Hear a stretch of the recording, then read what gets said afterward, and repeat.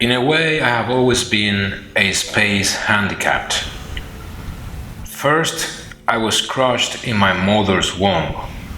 It was a difficult birth that almost ended in tragedy. Then came countless forms of oppression.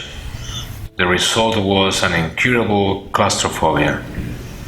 However, that is not my problem nowadays. My problem is the Lebensraum, a German word for vital space. The geographer Friedrich Ratzel was co-author in the widespreading of that old German obsession, which later on the Nazis would adopt, together with other pseudoscientific and xenophobic theories, in order to unleash an atrocious war which swallowed millions of human beings and destroyed entire cities. I am not going, though, to go much deeper into a story that has already been more than sufficiently explained. I am an Afro-descendant as well as Caribbean. In my genealogical anchor, there is nothing that clings to the vast empire the Nazis intended to build. My head has a wolf shape, as if through so much scenting distant things, my cranial anatomy would have suffered a transfiguration, and all should have stretched in a Kafkaesque metamorphosis. Along these years, I have felt myself to be like a bomb 1,000 feet deep. My situation is so complex that every 8 hours I put on a muscle as I swig the pills that the doctor recommends.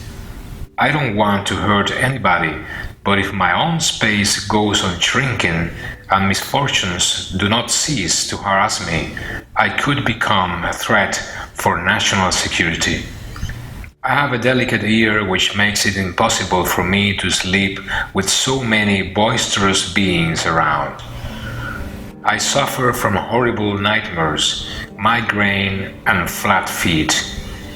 I don't know how to explain this, but if you examine El Greco's paintings or Machiavelli's texts, you'll be able to comprehend the ignominy that haunts me.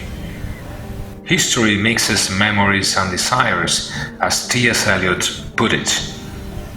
Memory and convulsion in times of megalomaniacs. I affirm, who am not the famous author of The Wasteland, but a lycanthropus painted in thick strokes and a splinter of gold encrusted in the myocardium. I exist, therefore I collapse. If somebody stains his hands with blood for me, I draw an ace out of the pocket. I am a coward, and that makes me strong at the moment of desperate solutions. Why is it that seditious people are often labeled as schizophrenics and then as serial killers, as if they were tickets? In the earthly shrink, everything is narrow, as in a throat. The huge mansions inhabited by demons and their addict children are always lit up, and space is not a problem. Envy, in the end, is nothing but impotence, and some say a secret admiration for the hated object of it. The game of squeezing testicle is arduous, and hazard fits in a plastic bag. I am terrified whenever I see humans penetrate in our labyrinths. My alleged akiness to primates has vanished a long time ago, and evolutionists have failed to explain the present-day decadence. I have nothing against rivals, but I loathe them when I see them flee the circus arena with the pretext of strange convictions. My life is a long sequence of failed doctrines. I live in a hole of oblivion, and today's world is a suspect in its toils. I doubt we might have really evolved. Monkeys are too good for us to be born out of them, said Nietzsche, And I know that Darwin did his best, but never managed to hit me with a good enough swing. My problem is still that of a personal Lebensraum, a space from which I don't exclude others, millions of others.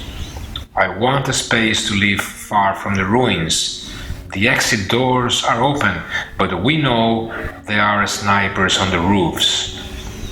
We'd better run the risk of escaping in spite of the laser aims and the barriers, in spite of padlocks, electronic alarms, searchlights, and the claustrophobia engendered by universal disenchantment.